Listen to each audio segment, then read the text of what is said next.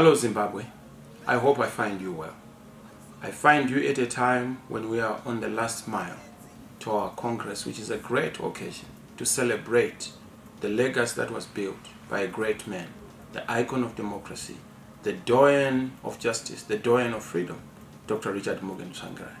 Yes, on the 24th to the 26th of May, we are going to a very important event in Indaba in Gweru, which is going to be an Indaba to look at our Congress, to look at the next level in terms of our agenda, to look at what we are going to do for Zimbabwe.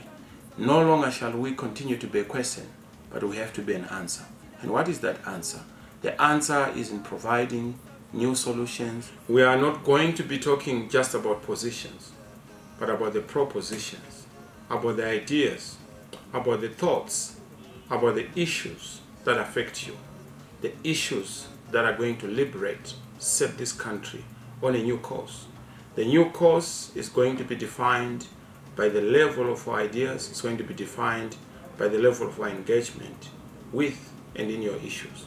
And this is why, as we go to this Congress, our major focus is going to be a discussion on how we are going to introduce a new organizational culture, an institutional renewal, a strategic refocus, a reinvigoration, not just of our structures, but also our culture, and indeed our strategy. You know that organizations rise or fall on three things: structure, culture, and indeed strategy. So we are going to relook at our structures, we're going to relook at our culture, and relook at our strategies to make sure that we are sharper in focus, in ideological thrusts. We are also sharper in propositional values and what we are offering to Zimbabweans, not just on policies, not just on ideology, but also in terms of what we are articulating as an alternative. We are not an opposition, we're an alternative proposition. And for that reason, you will see the quality of our debates, particularly through our caucuses across all the provinces in the various structures. We are focusing on the issues. We are moving our organization from just individuals and personalities to institutions and ideas, to issues of alternatives and propositions as we go forward. Ladies and gentlemen, dear countrymen, I must say that this is a wonderful opportunity to focus on major strategic areas. Not only are we going to look at a leader in terms of what they want to be, we are looking at leaders in terms of what they want to do. This is what is going to define the various leaders who are going to be elected in this Congress. And this Congress is not an end in itself, it is a means to an end. Beyond the Congress, we want to start to address your bread and butter issues. We want to address your fundamental questions about school fees, your questions about jobs, your questions about health, your questions about hospitals and clinics, your questions about the poor and dilapidated roads that we have, service delivery, the smart agenda and local authorities, making sure that we are able to have affordable rates and rentals for our people.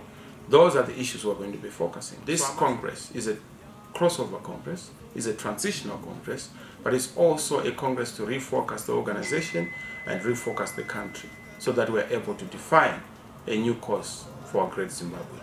Ladies and gentlemen, enjoy our debates, enjoy our policy alternatives, enjoy the kinds of ideas we are putting on the menu and marketplace of ideas, so that, yes, at the end of the day, you'll be able to choose what is good for you, so that you are able to behold the new. And this change that delivers is the change that you deserve. Because when all is said and done, we want this Congress to be able to identify what kind of deepening in constitutional democracy within the party we are going to have. Number two, organizational renewal and transformation to deepen our structures so that they are able to respond to the dictates and demands of our circumstances. Number three, we want to make sure that strategies and tactics, how do we use new and sharper strategies and tools to be able to execute this struggle and deliver democracy to you, happiness to you, and of course freedom at your doorstep. Four, put a sharper focus on our administrative structures to make them efficient, proficient, and modern in systems so that we're able to execute. Number five is the issue of our ideology and our policies. How do we make policies? How do we debate? How do we make decisions All those things are going to be looked at through the debates we are currently having in terms of our thematic papers that we have developed in terms of our Congress papers. Then last but not least is the leadership culture.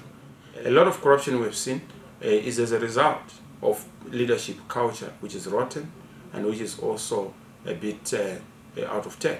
And this is what we want to look at, the moral fiber, the culture, the software of our politics, so that we are able to look at ethics, our culture, how we do things in our local authorities, how we do things in our various constituencies, and of course in government, central government, so that we are different qualitatively, we are different in terms of our ideas and our solutions.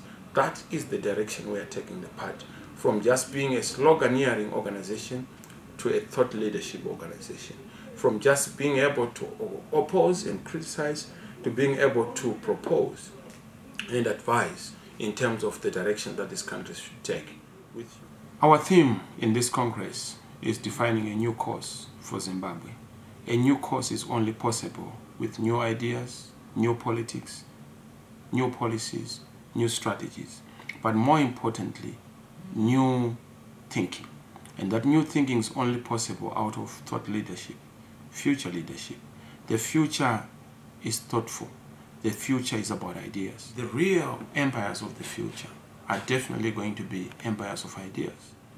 The real bullets going forward that are going to liberate us from the manacles and shackles of poverty are not bullets from the armories, but bullets that are on ideas, on thoughts, on education. So what are the outcomes of this Congress? What are the takeaways out of this Congress? At the end of the day, we just want to make sure that we get the vision from the Congress. The rest of us become missionaries to run with that vision. But we want to make sure that, number one, we are able to come up with our smart agenda for how we are going to govern our local authorities. The smart agenda must be sharpened, deepened, but also understood by all our local authority deployees. We must be the solutions. We must be the change that we would want to see in central government. So it begins with us. Charity begins at home. The second issue we need to be able to deal with, the legislative agenda. What alternative legislation do we want to see around the alternative to the Public Order and Security Act? How are we going to make sure that obnoxious pieces of legislation are indeed given an alternative dose, an alternative narrative, an alternative treat?